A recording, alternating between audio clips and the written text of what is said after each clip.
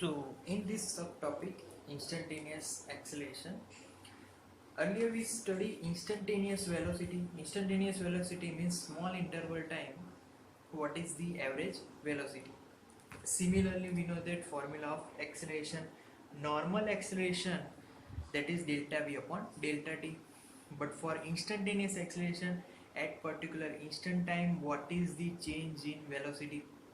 So, A is equal to limit delta t tends to 0 delta v upon delta t, means this t is very small. Similarly, further equation will become dv upon dt, that is the derivation of velocity with respect to time. Clear? Okay, now instantaneous acceleration units remain same, that is meter second, 2 inverse. Clear? So at particular instant, what is the change in velocity?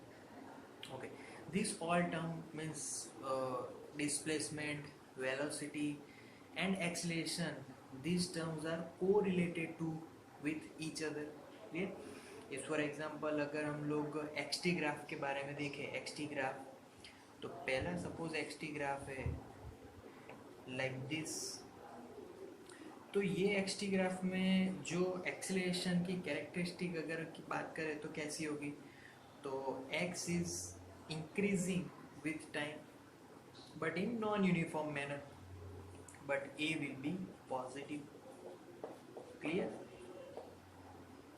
Now second x T graph में अगर हमारा graph downward curve है और वो x T graph है तो a will be negative. Third graph, if our graph is linear but slanted line, then what will be the acceleration? So A will be 0 because this is uniform characteristic, and in uniform V is constant, and whenever velocity is constant then acceleration will be 0. Clear?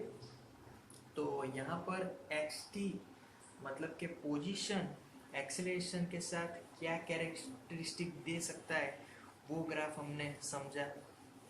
अगर हम बात करें खुद acceleration के graph की, तो acceleration का graph कुछ इस प्रकार है. Suppose initially it will increasing, then constant, then it will decreasing. तो यहाँ पे acceleration that is non uniform. Clear? यहाँ पे एक्सेलरेशन दैट इज कांस्टेंट, यहाँ पे यूनिफॉर्म तो है but acceleration will be negative. और ये जो ग्राफ है वो खुद एक्सेलरेशन वर्सेस टी का ग्राफ, तो ये नॉन यूनिफॉर्म है because this is not straight line, it is curve line. Constant में ऑलवेज ये जो लाइन है that is parallel to the time axis, and non-uniform is straight line, uniform is straight line, that's why it is uniform but it is negative because of decreasing value. Clear? अब इसके बाद बारी आती है velocity time graph का acceleration के साथ क्या रिलेशन है. तो वेलोसिटी टाइम ग्राफ में अगर सपोज हम लोग एक ग्राफ ड्रॉ करें वेलोसिटी वर्सेस टाइम, उस ग्राफ में अगर मैं यहाँ पर नॉन यूनिफॉर्म लाइन ड्रॉ करूँ, बट यहाँ पे वेलोसिटी क्या हो रहा है, इंक्रीज हो रहा है, velocity increasing, that means A is positive but not constant. Clear? अब सेकेंड ग्राफ की बात करते हैं, ये भी वेलोसिटी वर्सेस टी ग्राफ है.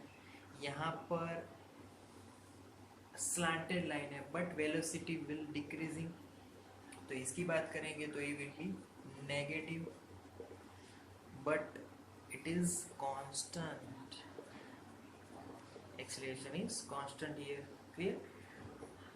Now in the third graph if our velocity is constant, likewise time जो एक्सिस है उसके ये लाइन पैरेलल है, अगर टाइम एक्सिस के पैरेलल होगा तो a will B 0 because there is no acceleration for the horizontal line in VT graph which is parallel to time axis.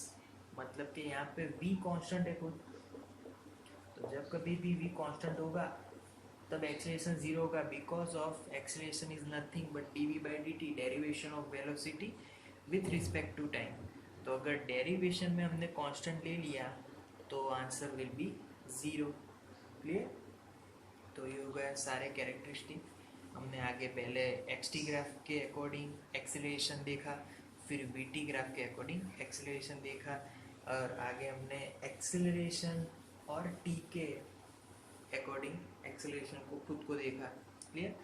अब ये सभी एक दूसरे से को रिलेट कैसे कर रहे हैं वो हमें यहाँ पर फाइंड करना है। क्लियर? तो वो फाइंड करने के लिए मैं एक ग्राफ ड्रॉ करता हूँ, and that graph is VT graph. So here initial velocity is v0. Clear? So यहाँ पर ये ग्राफ में से मुझे पोजीशन फाइंड करनी है। तो अगर पोजीशन फाइंड करनी है तो हमें जो लास्ट वाला पॉइंट है वेलोसिटी का उसको हमें पूरा इम्पोर्टेंस देना है, मतलब कि लास्ट वाले से t टाइम को ड्रॉ कर देते हैं और यहाँ से ग्राफ को वेलोसिटी के साथ ड्रॉ कर देते हैं। तो ये जो रेक्टेंगल है उसका जो एरिया बना है that is our position x। It means x is equal to this whole area. So our final velocity is v, that's why our position will be x is equal to vt। So in vt graph position is equal to area। Clear? अब जैसे कि मैंने पहले ही बोला था कि acceleration है, position है और वेलोसिटी है, वो तीनों एक दूसरे के साथ को रिलेट करते हैं। अगर इसको अगर लिखना है तो कैसे लिखेंगे वो पहले देख लेते हैं। फॉर एग्जांपल मैं एक टेबल बनाता हूँ। टेबल में पहले तो एक्स टी ग्राफ के बारे में बात करते हैं, फिर वी टी ग्राफ के बारे में, and then A T graph. Clear? ये तीनों ग्राफ है।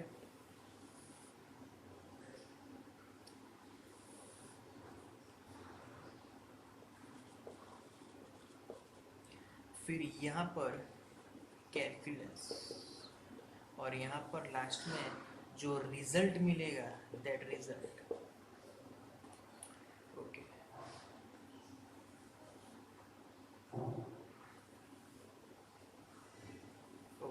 नाउ अगर एक्स टी ग्राफ दिया है, एक्स टी ग्राफ में अगर हम वहाँ पे स्लोप फाइंड करेंगे, या फिर एक्स टी ग्राफ में अगर एक्स टी की वैल्यू दी है और यहाँ वहाँ पर हम उसका डिफरेंशिएट करेंगे, then what will be the result? So X T graph में स्लोप फाइंड किया तो वी गेट वेलोसिटी, और एक्स टी का डिफरेंशिएशन किया तो we get velocity. Clear? Similar V T graph में स्लोप की बात करेंगे, अगर स्लोप आएगा तो डिफरेंशिएट लिखना है, यहाँ पे डिफरेंशिएट। अगर वी टी ग्राफ में स्लोप फाइंड करोगे तो always we get acceleration, but वही वी टी ग्राफ में अगर एरिया फाइंड करोगे उसका, तो एरिया के अकॉर्डिंग यहाँ पर करना है इंटीग्रेट। तो एरिया और integration V T graph, then we get position. Clear? Similarly अगर ए टी ग्राफ है और वहाँ पे हम लोग एरिया अगर फाइंड कर रहे हैं तो एरिया उसके अकॉर्डिंग यहाँ पे integration, then what will happen? We get velocity. तो मैंने पूरा जो यहाँ पर पूरी एक थियरी है उसको टेबल से पूरा समझा दिया है। क्लियर? तो ये पूरा एक दूसरे के को रिलेट करते हैं। अगर स्लोप फाइंड करोगे तो एक्सेलरेशन, एरिया फाइंड करोगे तो एक्स और वी। तो ये टेबल बहुत इंपॉर्टेंट है इस चैप्टर के लिए। Clear? So thank you for today.